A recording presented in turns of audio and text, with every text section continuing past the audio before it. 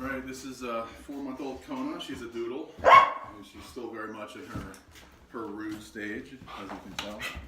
What we're working on today is going to teach her to find my leg in preparation for healing. She's going to manage leash pressure, and as soon as she does the behavior, I'm going to mark and reward. So with a slight leash pressure, she finds her advantage to get in position. I hit the mark, she gets paid. Classic nipo po. Slight, unpleasant, little pressure feeling stop is the first positive. Second positive is the food reward. She's training existentially, and you can see she's all about it. So a little pressure for the leg as she comes through, mark and pay. Good girl. Free. Little leash pressure here. As soon as she defeats the pressure, you know what happened? I was training left-handed yesterday, and I fast-forwarded a step that I completely jumped ahead. So what she understands is food in the left, leash in the right, which I want to transition to the opposite later. So I bring her through, and she's waiting for the lure to be ready in her position. So she just taught me something. Leash pressure here. As soon as she defeats the leash pressure, she comes through the leg. Free. I bring her out. Slight leash pressure starts. As soon as she defeats the pressure and shoots through this little alleyway, I click. So I'm not even clicking the position. She just happens to flick around and find the lure exactly where she's had it a million times. Leash pressure. As soon as she defeats it, boom. And again, you see she's flipping around to find my leg and putting her in that basic position that we want to start healing. Good girl. And then we can add some footsteps here. When she gives me upright head position and really pushes towards my hand, that's where I hit the mark. Then we use a lure.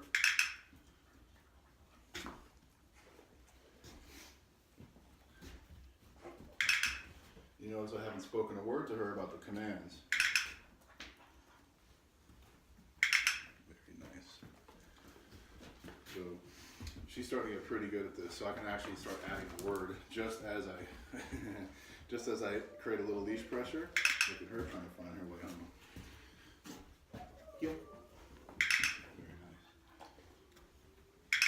Good. And the way I started the video was right-handed, so the next progression would be to do this behavior. Let's switch the leash to my left and have food on my right. And that's how I start to disconnect and fade my lures. Look at that though, I have to pay that. So we're gonna leash pressure, heel. Very nice.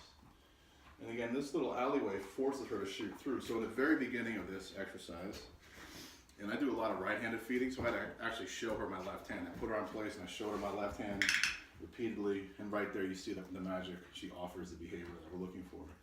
So day one square one, I had to put the lure to her nose, and I actually had to lure her through this little alleyway and just click here. Right here, just for her engaging, coming past this little threshold.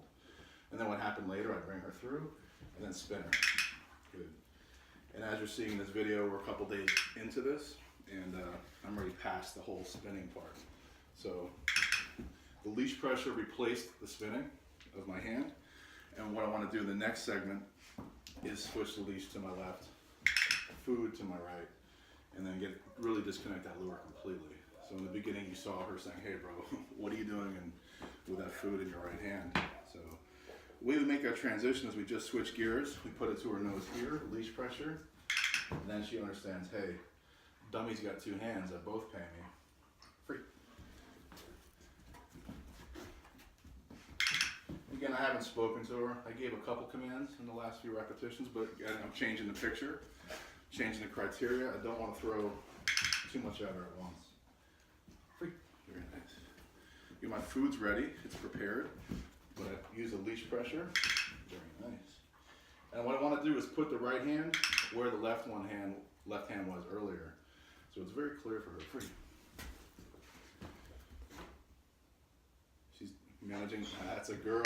We hear the little audible expression. She's like, I know you got food over there, but this leash is drawing me into that position that I know. So again, we use the food as a conflict. Boom, and then she learns to manage the conflict. It's her paycheck, but it's slightly indirect. Free.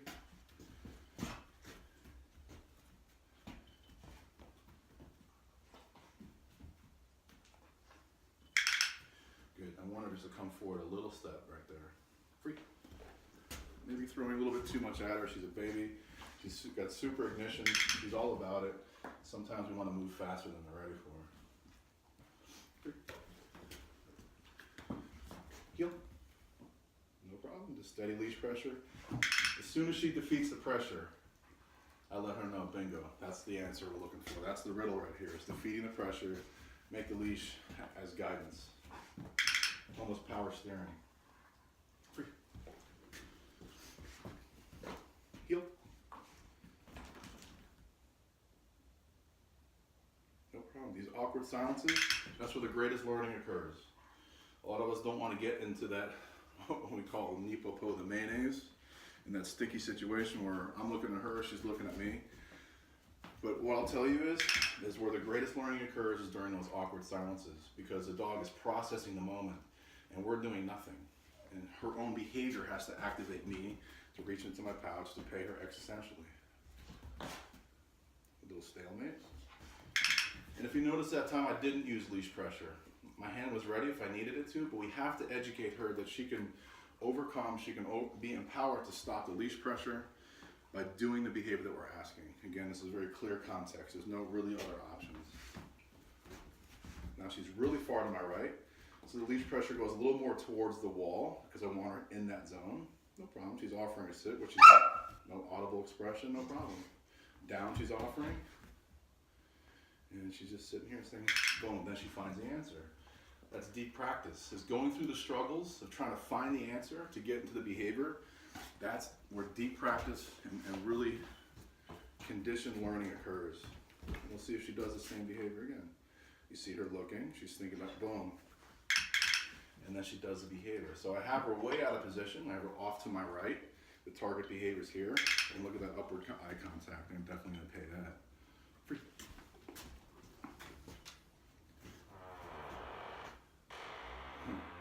Haunted shed door. What is that? No problem. Steady leash pressure. She finds her way home. Excellent. Luring is magical. Luring gives the illusion of the behaviors happening immediately. You have food to the dog's nose. You can really have this magnetic attraction to the food, and the animal looks like they're in position. So what's happening is the reward is creating the behavior. What we have to do as quickly as possible is get into a situation where the behavior creates the reward. So again, she does the behavior, the leash pressure helps, and then the reward comes for doing. That's a crucial phase, a crucial step in fading your lures. Great job, sweetheart. Very good. And so you guys can see the setup exactly how I'm managing leash, clicker, and food. Is that I'll put food, you see I'm using Royal Canin Adult German Shepherd. It's really fat food. It's really thick, chunky kibbles for my fat sausage-like fingers to manage. But what I'd simply do is I put the food, towards towards my my pinky and my last couple fingers, and I use my first finger and thumb to manipulate the leash. So in the beginning phase, it looks like this. I bring her through with a little bit of leash pressure, boom, and it's right there for my ability to pay her. Again, that's more in a lure situation, so I use a combination of leash pressure with food. She sees she's trying to hit the button to make sure I can open that hand. So I use a combination of leash pressure with a little bit of lure. Boom, she's right there. And that's how we start to add a little bit of management of leash pressure. Free. Girl, again, I'm not even speaking to her. Steady leash pressure, no problem. Good, yeah, girl. Super. Free. That's the very same exact training session that I just showed. Leash pressure to find the behavior. Now I'm going to use the complete opposition reflex to create stability. She's never seen this, so what I'm doing is the very first day that I introduce this is I'm putting food to her nose and I pull back. When I feel her drive against the leash and withstand and actually brace against the pressure of the leash, I mark and I pay. So nipopo, boom. The behavior here is again, I want to create opposition reflex. I do it behind the dog to begin with. Steady pressure back. Boom. As soon as she just braces a little bit, I immediately mark that behavior and release the tension on the leash. So again, the food is a target. It's creating an interest and a drive and a focus. Good. What I start to do slightly is take leash pressure to the side.